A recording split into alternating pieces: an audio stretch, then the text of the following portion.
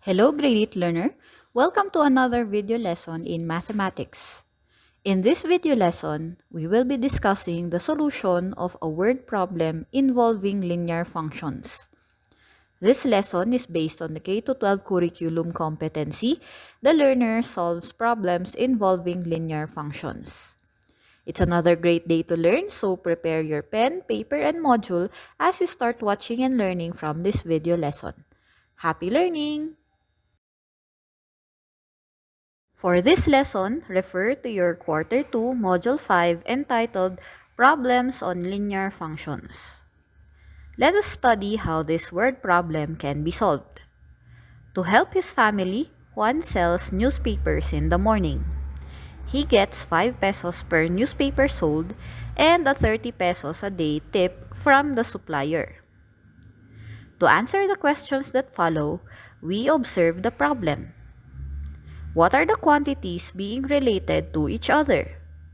We can see from this phrase in the problem where we can relate the number of newspapers that Juan sells to his income in that day.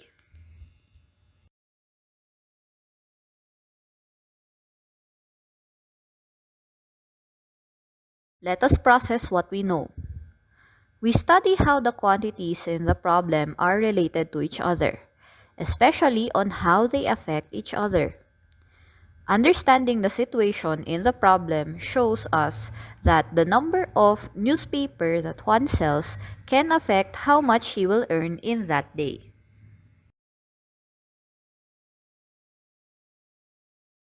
Let us solve. To write a linear function, we are going to translate into a mathematical sentence the effect of the number of newspapers that one sells on the income that he earns. Thus, we are solving for I, which is the income. Since for every newspaper he sells, represented by N, he gets 5 pesos. We represent that with the expression 5N. And because he gets a 30 pesos a day tip from the supplier, we add 30. Therefore, our function is I is equal to 5N plus 30. Now that we have an equation to solve with, we can now answer the second question. We begin with the function I is equal to 5N plus 30. In the question, one had sold 30 newspapers a day. This means that the value of N is 30. We substitute N with 30 in the equation, which means we solve for the value of I.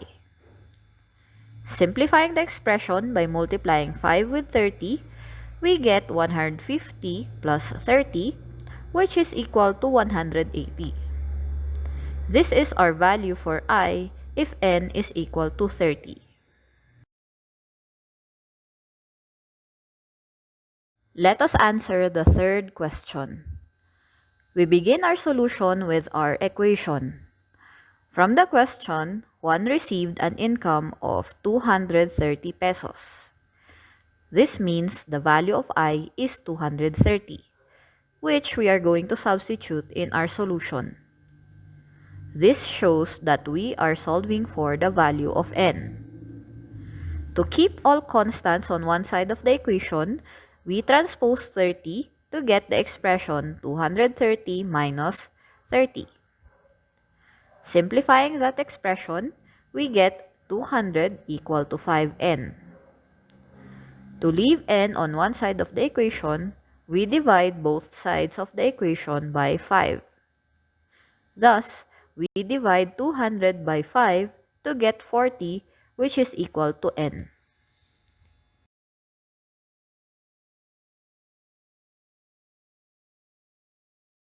Let us now state our answers to the questions in the problem.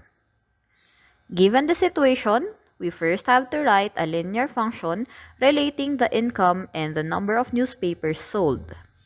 The function that represents this situation is I equal to 5N plus 30.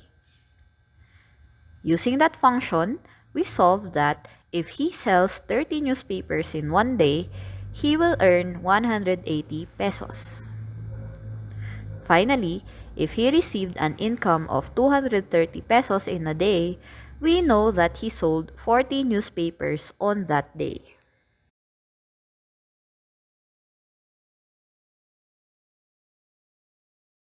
Congratulations for finishing this video lesson. Now it's time to apply what you've learned because, to quote the African author, Idou Koyunikan, it's not so much as what life hands you, but what you do with what you get that truly matters. We'll see you again in our next video lesson.